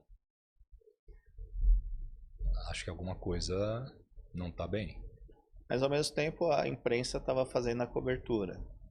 E essa sua imagem na janela... Mas demorou essa imagem para aparecer. Ela não apareceu Não, ali demorou ao vivo? muito. Demorou muito. Nem sei, eu acho que não apareceu. Demorou para aparecer essa imagem. Eu achei que não aparecia e talvez pudesse ter reconhecido e E tranquilizado. é tanta, assim, Então informação. ficou o tempo todo ali na angústia mesmo, todas essas horas na angústia. Então, essa imagem acho que só apareceu depois. Aí começou todo mundo a ligar, e ela acompanhando, mas era muita informação desencontrada. Tanto TV quanto rádio, ninguém tinha certeza de nada, porque não tinha nomes, não sabia, ninguém sabia. Era muita uma coisa, tamanha proporção, que ninguém tinha informação precisa, né? E demorou para sair Então demorou. Então, tinha algumas imagens, mas ninguém sabia o que tinha acontecido, o que provocou, quem estava lá dentro, o que aconteceu, se tinha sobrevivente ou não. Demorou muito para começar a apurar dados, né? Mas aí, só mesmo nesse momento que eu estou na ambulância e ligo para ela, eu tô vivo, aí que... Qual o nome da sua esposa? Eliane. Bem-vinda. Aí que foi realmente, né? Tranquilizou e falei, até para a enfermeira, vamos pro Alvorada, que eu sou atendido lá, porque se você não fala, eles te levam pro Saboia, né? Uhum. Público não tem escolha, então ele vai pro hospital público. E a gente foi pra Moema, pro pro Alvorada e ele tá muito rápido. Eu falei, ó, tô bem, pode falar pra ele devagar, né? É que ele tem que voltar a pegar mais gente, né? Mas tô bem, Tipo, não precisa me matar agora, né? vai virar essa ambulância já já. Então, e aí ela começou a falar pros amigos e tal, aí, né? O pessoal começou a ir pro hospital, sabia onde eu tava. Mas eu lembro que eu cheguei, desci da Mas ambulância, a sua família tava em Lins. tava em Lins. Uau. Ainda nesse momento tava Pegou lá. tudo e veio pra São Paulo. E horas intermináveis, nunca chega. Então, Mas pelo menos sabia que tava bem, né? demorou ali talvez umas 3 horas para chegar a informação, para eu, né, ter o contato e ligar para eles. Mas aí, até que tava tranquilo, o Alvorada eu cheguei, tinha um corpo médico lá, o pessoal esperando, Já estavam enfermeiros. preparados. E poucas pessoas estavam indo para lá. A grande maioria foi pro Saboia, né? Uhum. Então até que fui muito rápido, bem atendido ali. Fiz todos os exames e subi, olhos e pulmão foram, né, o mais preocupante, né?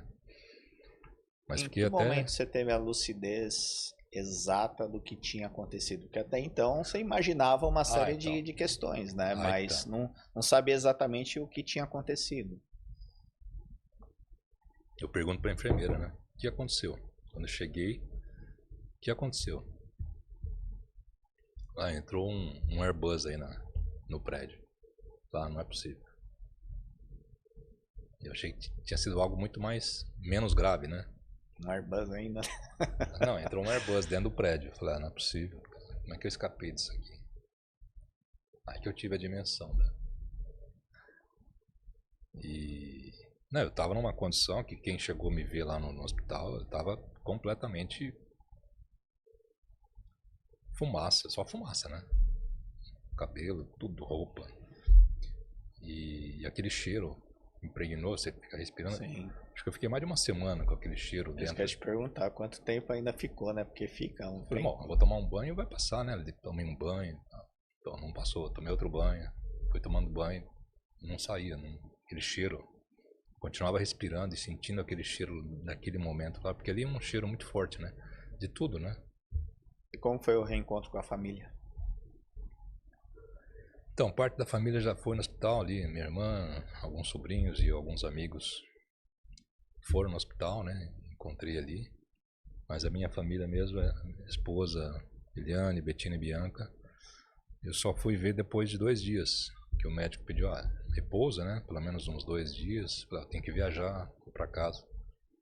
Ainda fiquei acho que 2 noites aqui em São Paulo, aí que eu fui pra casa. Aí foi um reencontro, toda a família lá, esperando, amigos lá, né? Em Lins ali foi também, foi muita emoção. E meu pai, né, ainda era vivo. Foi marcante porque, querendo ou não, como se fosse um renascimento, né? Sim. Então, e aí você começa a ouvir detalhes depois disso tudo. Você fala, mas eu não tinha essa noção que foi tão grave, né? E aí você começa a conectar as cenas do acidente com o que eu passei lá dentro. E quanto mais eu ouvia, mais admirado eu ficava, né? Como é que eu escapei de um acidente com essa proporção? Mas eu procurei não, em todo momento depois também procurei não bloquear nada, não gerar nenhuma crise. Até fiz a terapia depois, mas fiquei bem assim, emocionalmente. A única coisa que depois remetia muito, quando ainda fiquei uma época lá, o cheiro do querosene vinha muito quando eu sentia, né? Ser próximo da pista, assim, aquilo me dava aquela forte lembrança. Mas a única coisa. Não bloqueei com voar novamente, voltei a voar, não quis criar, evitei criar nenhum bloqueio, nenhum trauma, né? Porque depois podia ser pior para você superar algumas coisas, né? Ou de ficar na região ali também, não quis. Tentei levar uma vida normal. E você teve apoio da própria TAM após? Sim, sim. Tanto tratamento ali, ó. a recomposição, né, perdas e tratamento, acompanhamento psicológico, tranquilo. Foi bem feito. E como que é depois de 18 anos, você já deve ter contado essa história algumas vezes, como que é ainda reviver esse passado? Não, eu lidei bem, assim, desse tempo todo, né? Como eu falei, eu acho que... não vou evitar nada para tocar no assunto, contar a história. Sempre contei, dei dezenas de entrevistas. No dia seguinte, meu telefone só tocava imprensa. Então, Globo, jornais, revista, fiz bastante coisa. Mas nunca procurei ninguém para falar e também nunca evitei de falar. Você sente que essa história sendo contada também ajuda muitas pessoas a entenderem o que é a vida e a gente ter mais resiliência, fé, frieza, como você teve? Porque Isso. cá entre nós, né? Além da arte de vencer, de sobreviver de algo que muito difícil, mas também você foi um herói ali do Wanderlei principalmente, né? E isso te dá força para ajudar mais pessoas também a enxergarem a vida, valorizarem a vida, não banalizarem a vida ou não reclamarem das coisas por qualquer coisa. Sim. Isso eu mudei bastante, assim, acho que o jeito de pensar, de encarar a vida. Eu acho que eu fui abençoado de alguma maneira para continuar. E se eu passei por isso para continuar, é porque eu tinha alguma missão, tenho alguma missão. Então isso me fez olhar um pouco diferente, né, como viver a vida. Eu acho que você viver o seu dia foi o que mais me ensinou. Viva o seu dia, né? Menos preocupado com amanhã, nem com de ontem, mas viver muito o seu presente. Porque passei aquilo tudo, 3 horas, né? Foi o maior desafio da minha vida. E isso até, não só para a vida, mas pro lado profissional também, me ajudou muito, né? Temos superação, de viver sob pressão, risco, de atingir seu objetivo, né? E é de novo, né? Vencer o seu desafio. Então isso me deu muita força e cada vez mais eu sinto mais prazer em poder ajudar as pessoas. Seja apenas ouvir, eu acho que todo mundo é um exercício muito bom e faz bem, né? Acho que pra gente. Nem que seja para ouvir uma pessoa e usar como modelo, um exemplo, mas assim, acho que tudo é possível, né? Assim, existem desafios insuperáveis, né, ou intransponíveis. Eu acho que a gente pode, de alguma forma, superar. E quando você tem aquilo, tem seu propósito bem definido, seu objetivo, tudo é possível de alcançar, né? E eu sempre falo, você tem que saber primeiro o que você quer, onde você quer chegar. Porque esse é um primeiro passo, né? As pessoas não sabem às vezes o que quer. O que você quer para sua vida, né? Para sua carreira, para sua vida pessoal. Então isso me abriu muito, assim, essa questão de saber onde você quer chegar, entender os desafios, saber que você é capaz de superar os desafios. Então, na carreira eu sempre tive desafios ali diversos, cada vez maiores, alguns maiores, outros nem tanto, mais complexos. Mas isso tudo foi uma soma eu somatizei isso tudo trazendo, né, para o meu dia a dia. E eu acho que saber falar não também é uma coisa que eu aprendi muito, é se respeitar, dizer não quando você não quer alguma coisa. Então, eu aprendi muito a viver o meu momento, né, respeitar o meu momento e saber dizer não para algumas coisas também. E eu acho que eu tenho muito forte comigo 3 coisas, né? Assim, acho que são meus pilares, né? Família, você tem que ter seu momento com a família. Seu trabalho tem seu momento. E o seu momento com Deus. E isso eu sempre tive, mas a partir desse momento me deixou mais forte ainda que eu sabia que isso se concretizou para mim. Essas 3 bases é que até hoje é o que me sustenta e me motiva a seguir e vencendo o que a gente tem pela frente. Eu acho que e eu gosto muito, é um prazer quando alguém procura para falar de carreira, e eu faço isso com o maior prazer, né? Pessoas da família, amigos, eles têm um amigo, meu filho está querendo ouvir um pouquinho de tecnologia, o que você tem a dizer? Tem bastante história para contar, né? Então, para mim é um prazer, né? Ajudar, seja profissional, seja carreira, seja algo, desafio pessoal, né? E vivo isso com muita tranquilidade, toco no tema, então como eu já contei tantas vezes, eu não quis bloquear nada, falo tranquilamente e para mim não tem problema algum. E é um prazer, né, quando eu posso contar e de alguma forma servir como um estímulo, uma motivação, né? Isso para mim é um prazer, uma gratidão. E também esse tema virou um documentário também da Netflix, Congonhas, né, a qual você participou desse documentário. Eu assisti, achei muito bacana a forma como eles colocaram também o acidente dentro de um contexto, né, e não só explorar a questão do próprio acidente.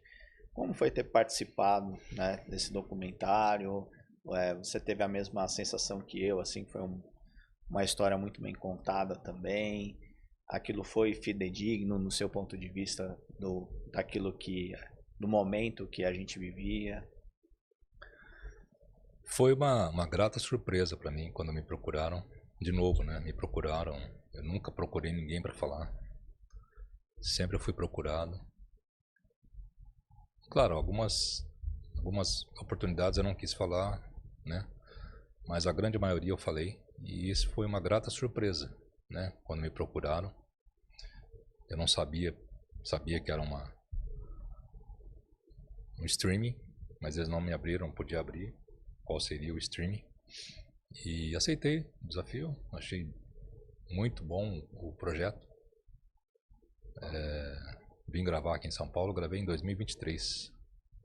E ali eu conheci a equipe, conheci o Ângelo, pessoa sensacional, profissional, de extrema qualidade. Foi o diretor, né? E gravamos, foi acho que umas 2 horas lá, participando, gravando. Naquela noite era só eu, então muita gente eles entrevistaram, né? Fiquei mais surpreso com o resultado. Achei que foi um trabalho extremamente profissional, sem apelação, sem sensacionalismo. Exato, né? também gostei disso. Fiquei muito feliz em ter participado, ver o resultado final depois. Achei que ficou excelente. Até nas primeiras semanas ficou batendo ali, acho que número 1, né? Entre séries na Netflix. Foi para fora também. Muitas pessoas fora do Brasil me mandaram dublado em espanhol, a série circulou o mundo. E eu fiquei muito satisfeito e muito feliz, muito feliz com o resultado. Achei que transmitiu ali, né, a produção, transmitiu aquele momento, aquela tensão toda, que foi tenso, né? Foi exatamente aquilo que a gente vê ali. E ele conseguiu passar, né, especialmente o primeiro episódio que narra, né, o acidente em si. Achei que ficou sensacional. Gostei bastante. E fiquei muito feliz de ter participado. E depois de tudo isso, em algum momento você teve medo de voar? Não, foi uma preocupação que eu tive, inclusive, ali logo em seguida, né? Eu voei no mesmo ano, eu falei, não quero jamais perder, né? Ou deixar de voar, uma coisa natural para mim, e não quis criar esse problema. Eu procurei voar logo em seguida, no mesmo ano, sem problema, não criei nenhum trauma. Claro que fiz uma terapia ali, né? Eu acho que de certa forma também ajudou, mas evitei bloquear, né, lembranças, narrativas, o próprio contato, né, com aeronave e tal. E até hoje continuo sem problema algum, graças a Deus eu convivi bem. Eu acho que não sei se todas as pessoas, né, têm essa mesma convivência tranquila com o fato, né? Acho que cada pessoa tem a sua característica própria e talvez pode ter gente que não gosta de falar do tema. Mas eu nunca tive problema e falo sem bloqueio algum. Eu te perguntei isso porque lembro que eu falei que eu ia comentar um fato, né, pessoal, que eu tive sobre isso, que na ocasião eu trabalhava numa grande multinacional, viajava bastante, e quando isso aconteceu, eu me lembro que eu estava em São José do Rio Preto, no interior de São Paulo, né, e eu vi pela televisão também o que tinha acontecido, e passou acho que uma meia hora, uma hora depois desse acidente, uma funcionária que eu tinha, ela me liga no celular, desesperada, assim, em pânico, né, chorando. Falei, o que aconteceu, né? A empresa, ela ficava sediada ali na Vila Santa Catarina e ela morava na Zona Norte. Ela tinha que pegar a Washington Luiz, 23 de maio, para poder ir para casa. E ela é uma das pessoas que teve o carro atingido pelo trem de pouso do avião. Mas foi leve, deu só um leve amassado no teto mesmo, mas o trem de pouso do avião chegou a encostar no carro dela. E ela estava em estado de choque, assim, porque do ponto de vista ela também sobreviveu a isso, porque o avião poderia ter pego ela de uma forma ali que talvez não sobrevivesse, né? E era uma pessoa próxima que eu conhecia que passou por isso. E no dia seguinte, né, eu tinha o voo de volta para São Paulo, que era um avião da TAM, um Airbus A320, pousando em Congonhas, na Garoa.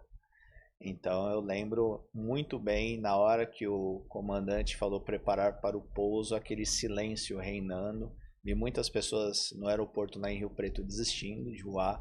Eu vou de ônibus, vou alugar um carro, tudo, né? O receio, até de pessoas que não vivenciaram absolutamente nada, até o receio em voar. Essa moça também, essa colaboradora, ela passou a ter um pouco... Hoje ela já voa normalmente, mas ela teve muito receio, não deixou de voar, mas tinha medos também. Então é algo que acontece que mexe com a vida de todo mundo, né? Principalmente quem está frequentemente ali pegando voos e tal. E por isso que eu fiz questão de te perguntar, porque imagina quem vivenciou ali, né? Passar por tudo isso também não é fácil. Eu acho que é uma... até comentei com o Daniel, falei assim, você tem uma inteligência emocional, um controle emocional extremamente forte, porque passar por tudo isso, da forma como você passou, ali eu acho que poucos fariam da forma que você fez, né? Isso é bem interessante. Você tem razão. Muitas vezes eu paro e, para mim, mas olhando, né, com a tua visão, esse comentário, realmente, para mim sempre foi algo muito natural, mas que na verdade acho que não é, né? Assim, não é tão natural, assim, né? Você vê que, de novo, né, cada um reage de uma forma, né? Então, eu penso que tem pessoas lá que não gostam de falar, o que passou ali, estava lá dentro. Muitas pessoas eu nunca mais reencontrei, né? Até gostaria de reencontrar alguns amigos ali. Mas eu entendo, né? Essa pessoa muitas vezes gera uma lembrança que não é bom, aquilo tem apagado, né, da sua cabeça, da memória. Mas eu acho que cada um tem as suas razões, e aí você vê. Também teve, acho que o caso do taxista também. Eu tinha ouvido falar dessa história, mas eu achei que era um taxista também, parece que contou alguma coisa do trem de pouso. Eu não sabia dessa história que você falou. Mas cada um no seu grau de ponto de contato com o fato em si, né? Então, quem estava trabalhando lá embaixo vivenciou ali e saiu naturalmente. Também tem muita história para contar. Então, cada um olhou, né? Teve um ponto, né, de vista ali no momento daquilo tudo. Mas graças a Deus eu superei bem, né?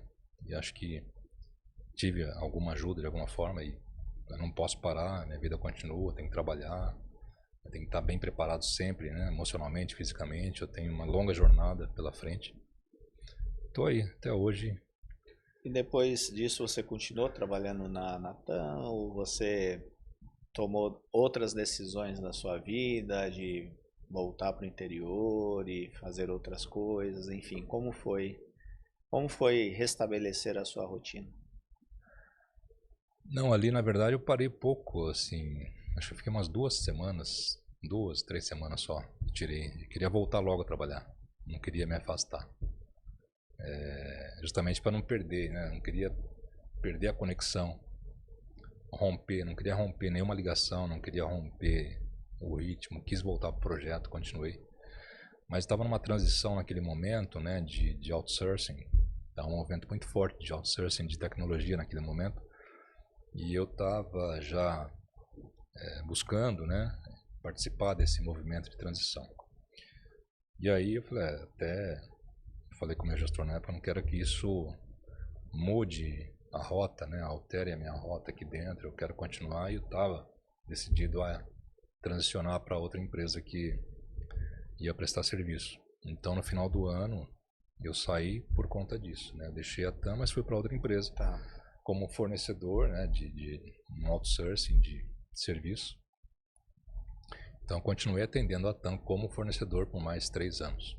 Então, ia frequentemente lá, tinha contato com todo mundo, sem problema nenhum. Mas, e aí daí para frente eu fui, né, depois aí eu voltei, fiquei 4 anos nessa outra empresa. E aí fui desconectando, né, da Airlines, né, do segmento. Mas aí continuei minha carreira em consultorias, em outras empresas, mas não mais em empresa aérea. Ali foi só naquele momento, então 2007, aí depois ainda fiquei até acho 2010, 2011, fornecendo, né, trabalhando com eles ali. Mas depois disso fui me desligando e tal, e naturalmente, mas não teve nada, nenhuma razão, eu não procurei mudar por conta disso. Eu deixei, né, deixei as coisas fluindo mesmo, naturalmente, e segui minha carreira em TI até hoje, então. Mas tenho muitos amigos de lá até hoje, amigos aí para a vida toda, vários. A gente tem conexão ainda, enfim. E uma última pergunta sobre o tema, né, para a gente encerrar esse tema. O que você acha que nós aprendemos ou que mudou de 2007 para 2025? Porque quem frequenta aeroporto, a gente vê Congonhas, parece a rodoviária Tietê, né? Quantidade de voos, sempre lotados também. Parece situações semelhantes, porém diferentes daquela época, né? O que você acha que mudou, que nós aprendemos com tudo isso para os dias de hoje? Boa pergunta, né? Então, Congonhas, sempre que tinha alguma coisa, dava uma reduzida na quantidade, né, de volume, de slots, de voos, mas depois tudo voltava ao normal. Graças a Deus não tivemos nada, né, tão grave mais quanto é isso, nesses 18 anos. Mas eu acho que a frequência, as vendas, né, as companhias mudam, mas a quantidade de slots, que é o que o maior valor, você conseguir um slot em Congonhas é muito concorrido. Eu acho que isso continuou, não sei em termos de volume, eu acho que talvez tenham adequado um pouco melhor a quantidade, né, de voos ali por dia. Mas eu acho que a grande mudança, a experiência, eu acho que a grande mudança talvez na evolução da tecnologia, né, acho que isso ajudou muito em 18 anos. A gente avançou muito em tecnologia, seja as companhias aéreas, seja na torre de controle, seja na Infraero, ANAC, enfim, acho que tudo isso evoluiu muito. E eu acho que isso colaborou, né, a gente não ter nada mais grave quanto foi naquela época. Mas eu acho que o resto, não sei, também posso estar errado, não sei se mudou muito a questão de... Claro, a segurança também evoluiu bastante, né? A questão de segurança, sim, a preocupação. Hoje a gente vê uma extensão na ponta daquela pista que não tinha antes, então exato, ali é uma extensão que ali, por exemplo, se eu tiver que descolar, ele para e aquilo ali ele segura a aeronave, porque ele é sensível, então ele afunda, né? e acho que ali dá uma segurança maior. Então, acho que em termos de segurança, eu acho que aprendeu-se muito, né, nessa questão, mas não sei, né, assim, lá em cima a gente não... Pode ser que tenha, né, a quantidade ali, o volume de voos diários, eu acho que não mudou muito. Se você parar ali ao redor e ficar observando na Bandeirantes ou na Washington, você ficar observando ali, a quantidade é absurda ainda, né? E a pista é a mesma, né? Teve esse aumento ali na ponta ali como segurança, mas é uma coisa que me chamou a atenção, né? E sempre chamou. E depois do acidente eu fiquei mais apreensivo. E como você falou, todas as pessoas, né, quando vai pousar em Congonhas, é sempre uma tensão a mais, né? Porque você vem ali quase que raspando nos prédios. A cidade cresceu ao redor e a pista é muito curta, né? Então sempre é um desafio. Agora, eu acho que a questão da segurança e tecnologia é o que evoluiu bastante, que eu acho que ajudou muito, né? Mas é sempre essa tensão, né? Congonhas. Então, se eu posso escolher pousar em Guarulhos ou Viracopos, eu prefiro, por exemplo. Guarulhos. Sempre, né? Viracopos está mais pertinho agora. Até se comentou na época que o pouso desse avião poderia ter sido... Foi cogitado ser feito em Guarulhos, mas justamente em função do apagão, os reflexos que aquilo traria, foi feito o pouso lá, né? Não foi autorizado. Mas e o Paulo de hoje? Me conta um pouquinho do Paulo de hoje. Você tem a sua própria empresa de TI, o que você desenvolve hoje? Hoje o Paulo está mais na área de software ou está envolvido nessa grande evolução da inteligência artificial? Conta um pouquinho aí pra gente. Legal. Eu continuo ativo, trabalho agora como consultor, né? Hoje mudou muito o tipo de vínculo, né? E muitas vezes eu atuo como consultor, mas dentro da empresa, né? Então, passei por diversos segmentos de empresas diferentes, 4 multinacionais, empresas menores. Hoje eu estou numa empresa de Campinas, estou há 3 anos em Campinas. Então, passei por 4 multinacionais, startups, passei agora no ano passado. Então, eu tive a oportunidade de conhecer um pouquinho de vários segmentos, diferentes portes de empresa, mas sempre dentro da tecnologia. E eu gosto de falar que eu comecei, né, passei por várias ondas, né, da tecnologia, quando a gente fazia simplesmente só desenvolvia sistemas. Depois a gente passa a desenvolver projetos, né, quando aparece a questão de projetos para desenvolver software.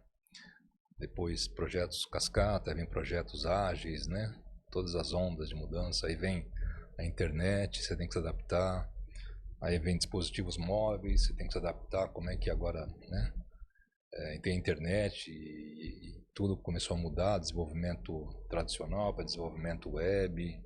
Aí depois vem dispositivos móveis, aí começa a aparecer cloud, você tem que se adaptar com cloud. E agora servidores físicos, né, qual a diferença? Eu sempre fui muito de desenvolvimento, né? Eu fui desenvolvedor no começo de carreira, depois comecei a cair para liderança de desenvolvimento, projetos. E depois a TAM foi uma grande escola, né? Que era imenso, era um desenvolvimento todo interno. Aí depois tive a oportunidade, né, de passar na IBM por 4 anos, aquilo também foi uma grande escola para mim. E depois disso eu fui mudando um pouco e assumindo mais a área, né, como um todo, né, um gestor da área de TI como departamento. E isso veio crescendo, né, nos últimos anos. E aí a gente começa fala de produto digital. Então as ondas vão acontecendo, você tem que ir acompanhando, né, produto digital. Na pandemia, né, mergulhei muito nessa questão de transformação digital, produto digital, o que é isso? Entender como trazer isso para dentro das empresas. E agora, uma jornada de inteligência artificial, né? Então, eu consegui acompanhar isso tudo e venho me desenvolvendo. Você não pode parar de estudar nunca, né? Então, hoje, você falar Pensar que você saiu da escola, da graduação, acabou, isso era um conceito lá de 30 anos atrás. Então hoje é o lifelong learning, né? Você tem que estar aprendendo por toda a sua vida. E acho que todas as áreas, né? E esses ciclos estão cada vez mais curtos, né? De inovações. E tecnologia é o que puxa, né? Então, a tecnologia está em todas as áreas. Então, se você não souber, está em outra área, mas você tem que saber usar uma IA, como a IA pode trazer para você e melhorar a sua produtividade, como que a IA te ajuda. Então, se você não souber usar a IA a teu favor, esse é o grande risco, né? Vai tirar o emprego. Não, aquela atividade operacional, como a gente tem visto, né? Muitas delas sim. Mas se a sua atividade é mais intelectual, é de decisão, né? Você tem que usar a IA a seu favor. Então eu tenho evoluído nesse ponto, né? E já há mais de 10 anos eu venho liderando áreas de TI como um todo, tanto infraestrutura, com cloud, com servidores, né? A mudança de servidores tradicionais, de ambiente tradicional para cloud.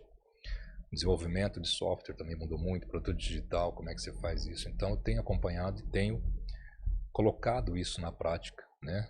Para as empresas que precisam de um líder, de um gestor de tecnologia.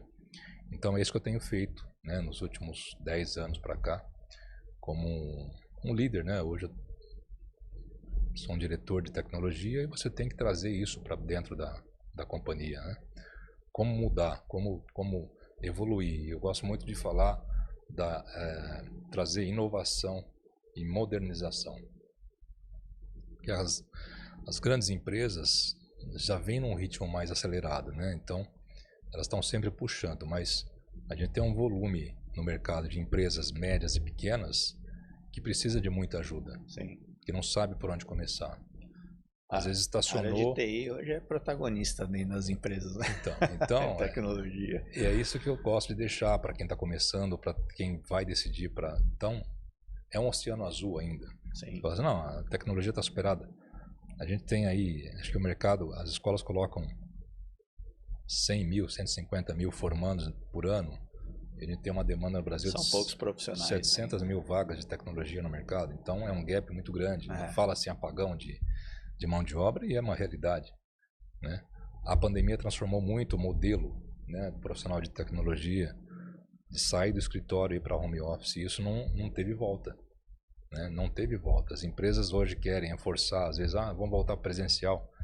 Mas na área de tecnologia é muito complicado, né? Porque a empresa depende dessa equipe, depende desse profissional, e se você insistir nisso, você acaba perdendo o profissional. Então a empresa tem que entender que tem que ter uma flexibilidade. Sim. Né? Ou modelo híbrido, que eu acho também bem colocado. E muitas empresas aceitam, e a maioria dos profissionais, hoje, se falar vai para o presencial, não quero, eu vou procurar outro então. Muito obrigado. É verdade. Eu vou procurar outra que aceita o home office, cara, porque é uma realidade. Se você não tiver esse entendimento, você não vai achar profissional. Então, por isso que tem que ter esse balanceamento muito bem colocado. E quem é o líder, né, de uma área de tecnologia tem que ter essa visão. Então, todos esses ciclos, né, que a gente passou, eu gosto de falar e gosto de trazer. O pessoal fala, pô, mas depois de 30 anos você ainda está ativo? Estou ativo, sim, porque eu gosto de acompanhar e trago essas mudanças. Isso é muito importante, porque mudou muito, né? Como você falou, lá na década de 80, quando você decidiu entrar nessa área, você nem imaginava que ia caminhar e ia chegar nesses dias atuais, né? Acho que ninguém imaginava, né? Ninguém imaginava. Eu sabia que era o futuro, né? Mas eu não sabia que futuro, para qual futuro. Então eu falei, vou investir nisso. E fui insistente. Meu primeiro emprego eu fui através de conhecimento, tal. Peguei uma empresa grande da cidade. Tive amigos, né? Meu gestor da época me ajudou, trabalhava na emissora lá. Naquela época não tinha, anos 90, estágio, programa de estágio. Você chegava, batia, estágio, que estágio? Você tá louco? Não tem estagiário aqui, não tem. Eu ficava procurando um estágio. Hoje, isso aí veio mais de 2000 para cá. Hoje você tem programas de estágio, tal, você quase não consegue estagiário, né? Então você tem que disputar estágio, até estagiário você tem que disputar no mercado. Então mudou muito, né, Cláudio? Mudou muito. E eu gosto de falar nisso como modelo, como exemplo para quem está decidindo uma carreira, ou mesmo para quem já está dentro, ou para um profissional, um executivo, um empresário, muitas vezes tem essas dúvidas. Então é preciso ter esse discernimento e não ter medo de apostar. Que muitas empresas sabem do que precisa, mas tem medo, por exemplo, de migrar para uma cloud. E não quer sair do modelo tradicional e quer para uma nuvem, por receio, porque não conhece, porque acha que é frágil. Não, tem que conhecer. E ter alguém para fazer, para te apoiar, para te orientar como fazer da melhor forma, né? Ou você tem lá um legado, um sistema obsoleto, parado lá, você tem que modernizar isso, né? Para você ter performance. Então eu sempre falo... Tem muitos mitos ainda, né, por trás disso. Eu falo, de 10 anos para cá, você tem que trabalhar com alta performance, alta disponibilidade e uma aplicação escalável, né? Tudo isso você encontra em cloud, então sua aplicação tem que estar pronta para isso. Se não está, você tem que migrar. É inovação, modernização e transformação. É isso que move, né, o mercado, o business, através de tecnologia. Então, O próprio padrão de consumo nosso está exigindo cada vez mais ter a tecnologia, né? A gente vê a entrada do TikTok Shops, né? Agora com a TV 3.0, que essa semana tem se falado muito sobre isso também.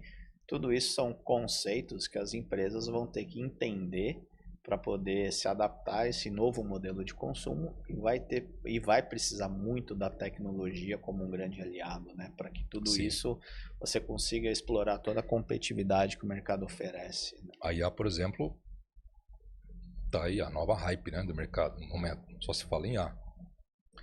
Mas tem muito mito ainda e muito desconhecido, né? Eu acho que é um momento, mas é um caminho sem volta. Ou você se adapta e vai conviver com isso, tem que aprender a conviver com isso. E as empresas têm que estar trabalhando com isso, tem que pensar nisso. Quem não entrou vai ter que entrar e conhecer. E muito mito, né? A IA veio para tirar emprego. Não é bem isso, né? Como eu falei, algumas funções sim. Aquilo que é muito operacional. Adaptar, né? Como a internet, né? Como foram todos os movimentos, né? Que eu falei, internet, celular, o que é cloud, exato, produto digital, como é que você vai vender no celular? Então são movimentos que isso, né, são inevitáveis. Vai acontecer. Se você não passou ainda, daqui a pouco você vai ter que passar. Então é isso, você tem que ter alguém puxando, alguém conhecendo para te orientar. E existem muitos mitos, né? Os bancos hoje ainda, né, tem muito bloqueio em utilizar cloud. O banco é muito conservador, né? Ainda tem aquele modelo tradicional, antigo, que é seguro, sim. Né? Então, eu atendi bancos grandes, que tem muito ainda essa questão. Mas, inevitavelmente, você vai ter que ter, de alguma forma, em alguma parte do seu negócio, você vai ter IA, você vai ter cloud, não tem por onde fugir. Os bancos eu acho que eles vão mudar muitos conceitos depois do Drex também aí, que tá vindo por aí, os blockchain. Inevitável, né? São outras coisas, né?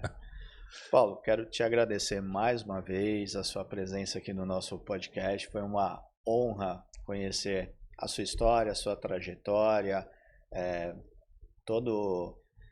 até essa parte negativa, né? Mas que eu não coloco como negativa, eu coloco como positiva, porque o resultado foi positivo, né? Você está aqui entre nós, com a sua família, com todas as pessoas que gostam de você, contribuindo ainda no campo profissional com as pessoas e com as empresas para se tornarem cada vez mais competitivas no mercado. E é muito bacana quando a gente conhece pessoas que têm boas histórias para contar, boas coisas para contribuir e que somam. E eu acho que um dos propósitos do nosso programa aqui é justamente esse, é mostrar para as pessoas que no momento da adversidade a gente tem que simplesmente passar por cima, a gente tem que superar para a gente conhecer o nosso verdadeiro quem somos, né? Porque muitas vezes a gente não conhece a nossa capacidade de fazer o que a gente acha que tem, né? O que é só em momentos às vezes difíceis que a gente consegue conhecer a nossa força, a nossa capacidade, o nosso raciocínio de resolver problemas, né? E eu acho que a maior lição que você trouxe hoje para a gente com tudo isso, que é uma coisa que eu prego muito, é não focar no problema, focar na solução. E o tempo todo ali, enquanto você estava passando por aquele momento difícil, você só teve essa capacidade de encontrar caminhos porque você estava focado na solução e não no problema. Você estava focado em sair de lá e não no que estava acontecendo, no que poderia acontecer, focado no problema. E eu acho que esse tipo de raciocínio é um aprendizado para a vida, para todas as pessoas em qualquer campo de dificuldade que as pessoas tenham na vida. Então, obrigado por compartilhar esse aprendizado conosco e mostrar que a força, a fé, a resiliência e esses 3 grandes pilares, a família, o trabalho e a espiritualidade, é o que mantém a gente vivo, forte e não deixa a nossa vida desabar. Então, te agradeço por isso. Exatamente, Cláudio. Eu que agradeço o convite. Foi uma honra, prazer participar. E fico à disposição quando quiser. Estamos aí, a gente conversa mais. Tem bastante assunto que a gente pode trocar. Com certeza. E vou deixar meus contatos também, LinkedIn, quem quiser conversar, bater papo. Pode deixar aí, depois a gente põe na legenda também. Fico à disposição, tá bom? Muito obrigado. obrigado. É Paulo Zani mesmo? Paulo Zani. No LinkedIn, no Instagram. Deixa também meu celular, um WhatsApp depois. Tá, aí deixa com a gente vai pôr aí na legenda bonitinho para vocês, tá? Muito obrigado, Cláudio, foi um prazer. Obrigado, se você gostou desse episódio, dê o seu like, coloque aí o seu comentário e compartilhe esse conteúdo que eu tenho certeza que vai inspirar muitas pessoas. Agradeço a sua atenção e a sua audiência e até o próximo episódio do podcast Arte de Vencer. Até lá!